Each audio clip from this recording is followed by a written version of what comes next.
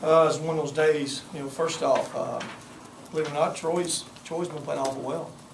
Come off 2 good wins against East Tennessee and Miami, Ohio. And anytime you lead the country in three-point shooting, you're a dangerous basketball team. And that's what they were, a dangerous team.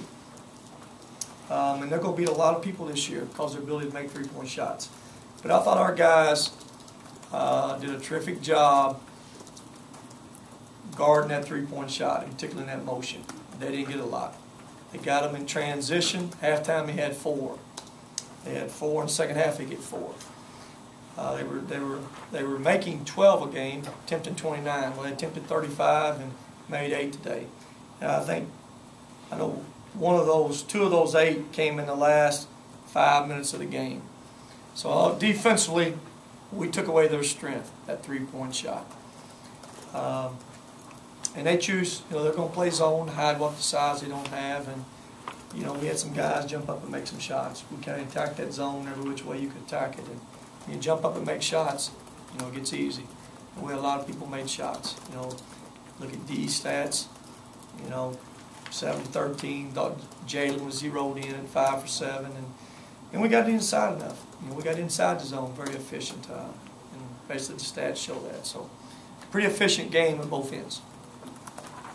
You get just a 6-point lead there, get a big dunk from Wendell, and then Sidney gets teed up right on the wedge, and then he gets a couple of big buckets. That kind of gives y'all the spark.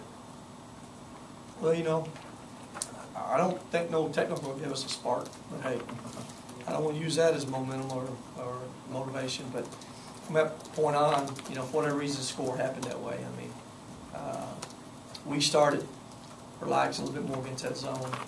Start getting that ball inside. And we got stops defensively and got out in transition. And again, Jalen got us going that little stretch right there too. A bunch. Hood hit some those medium range jumpers, and then Arnett was working on the inside of that zone. Talk about Steele coming out, 5 3-pointers, kind of sparked you a little bit there on the outside before really D caught fire. No, it is. It's good to see him getting his confidence back. As I told you earlier in the season, there was one guy I kept worrying about in here. I thought he's one guy that was searching for a shot and really wasn't real comfortable. And it was killing him every time he missed a shot. You could see it in his body language. But I think that's 3 games in a row or 4 games in a row. He's kind of zeroing in here right now. Right now, when it leaves his hands, you believe it's going in. You kind of expect it to go in. 3 weeks ago, everybody's just kind of hoping it would go in, including him. Now he believes it's going in when he catches and shoots it. Coach, what about Sid in this game? I mean, I know you probably worried about the pace, but it looked like he held it pretty well. Yeah, the stats were I don't remember the 18 and 8, but those were pretty good stats in 22 minutes. So 7 for 9 from the field, 18 points, 8 rebounds, 22 minutes. Made his 3 free throws. Arnett a double-double. 30 assists. Is that a record? I don't know. Most in about 20 years. 30 assists. Yeah, that's one 2001. You guys had 31. 30 assists, 10 turnovers. 13 turnovers is pretty good. That's a pretty good stat. And that come from one pass making a 3-point shot, too. Like your size just overwhelmed them. I assume that was one of your talking points with them going in. Well, it was kind of a balance. It was a good balance. We heard them inside, heard them outside, so it was a good balance. Naturally, we had size on them, and you got to be aware of that size. When you're aware of that size, even though the ball don't go in there some, it opens up some 3-point shots. I thought Arnett did a great job getting that ball along the baseline, skipping it out. Caused that zone to collapse a lot. We went to Arnett. How many assists Arnett have?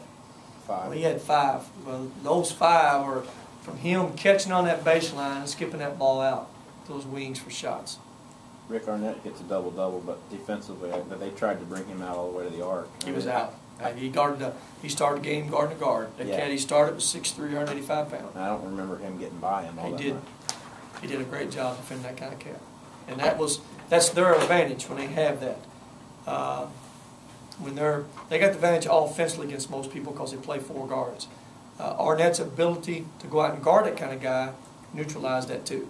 And at the other end, Arnett had advantage every trip. No, he was very good defensively on whoever he had. Both of those guys, Jones was the starter.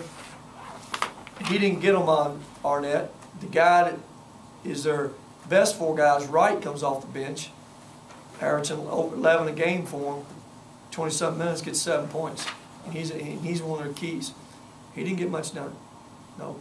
Their best players, Scott came in, made 22 threes, and Jones off that bench, number 11.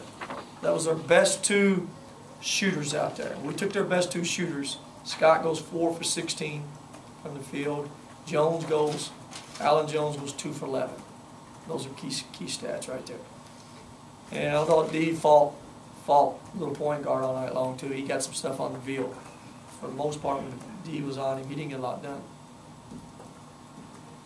I just think the build there, kind of a mixed bag. Got a lot of good plays, had a few turnovers as well. Caught out for the second time. He brings something to the game when he comes in. You want that something to be more good than bad. But he brings something every time now. Something's going to happen. But for the most part, this is the first time I felt a little bit comfortable him playing against the zone. He hasn't been very good against zones up to this point. Tonight I thought he was the most efficient he has been. You know, he gets pick those 5 fouls up. You know, he doesn't 5 fouls in 15 minutes. So that's a bad stat. He got to reaching, got to playing that score too much. That game, and that's what young guys do. It's not mentally disciplined enough to understand you got to play the same way every possession. He didn't understand that. And how many times he tried to knock that ball from behind at point guard instead of standing in front. Those things he's got to learn from him. You mentioned earlier this season how quick Rodney Hood's learning curve is. From the first couple of games where maybe he was struggling with zone, tonight just seemed to have no problem. 12 points, half as many assists, steals, and rebounds. I mean 6 assists, no turnovers. I mean, that's just a 5 for 9 in the field, 2 of 6 3-point line. He even rebounded the ball a little bit better, but hey, it's great stats. And he's kind of, you know, he can give you so much more. But again, there's a lot of guys out there doing some things, and he kind of finds his niche and finds his piece out there, doing some things. Very efficient, very efficient. I know you obviously haven't got into SEC play, and you'll see more of the half-court game style changing, but do you think your team's better? Have you engaged it enough to see what they're better in so far? Running and gunning or the half-court game? You saw what they're up in New York. Yeah, I mean, I think we're not near as good in either one as we got to become, but I think we got enough balance on this team. We can become efficient either way. You know, I think we have enough size. That half-court game, we can be efficient. And I think we have enough versatility with some guards to be efficient running that ball. So I think one of our greatest abilities is our versatility. Playing big, small. You know, even playing big, Wendell changes the game with his quickness. We'll see it, and that changes it.